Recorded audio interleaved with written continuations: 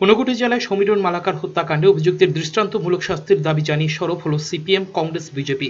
সর্বদলীয় সভার সিদ্ধান্তমূলে পুলিশ সুপারের কাছে স্মারকলিপি পেশ করল তারা। কুমারঘাট মহকুমার রাতাছড়া গ্রাম পঞ্চায়েতের কালাপানি এলাকার বাসিন্দা সমীরণ মালাকারের নৃশংস খুনের ঘটনায় পুলিশ একই এলাকার বাসিন্দা সুভাষ মালাকারকে গ্রেপ্তার করে। হত্যাকাণ্ড সংঘটিত হওয়ার পর সর্বদলীয় সভা অনুষ্ঠিত হয় এলাকায়। সেই বৈঠকের সিদ্ধান্ত মোতাবেক বৃহস্পতিবার ঊনকোটি জেলার পুলিশ সুপারের কাছে স্মারকলিপি প্রদান করে দাবি করা হয় অভিযুক্তের দৃষ্টান্তমূলক শাস্তি দানে। প্রতিনিধি দলে ছিলেন সিপিএম এর প্রাক্তন বিধায়ক টুনুবালা মালাকার, বিজেপির পক্ষে সুরেন্দ্র মালাকার প্রমুখ।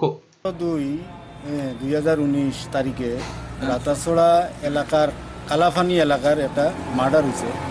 মার্ডারটা আমাদের জাতি সম্প্রদায় এবং আমাদের এলাকার ছেলে, খুব নিরীহ ছেলে, তার স্ত্রী রিয়া পাশের বাড়ির একটা লোকের সাথে দ্বন্দ্ব ঘটার কারণেই আজকে এই মার্ডারটা ঘটছে।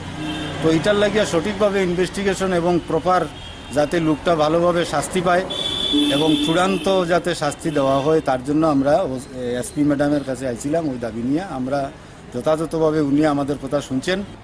6 মাসের মতো তার আওতাধীনে ওই বউটারে নিয়ে থাকছে। থাকার পরে সুভাষের স্ত্রী এবং সমীরণ মালাকার তারা উভয়েই আমাদের এলাকার সামাজিক কর্তৃপক্ষের কাছে তারা আবেদন করছেন তাদের সমস্যাটা দেখিয়ে দেওয়ার।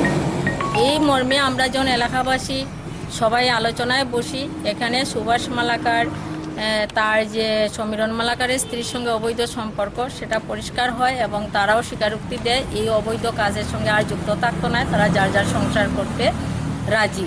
গত 17 ফেব্রুয়ারি রাত 9:30 নাগাদ বাড়ি ফেরার পথে নৃশংসভাবে খুন হন সমীরণ মালাকার। ব্যুরো রিপোর্ট, চ্যানেল 3 রাত।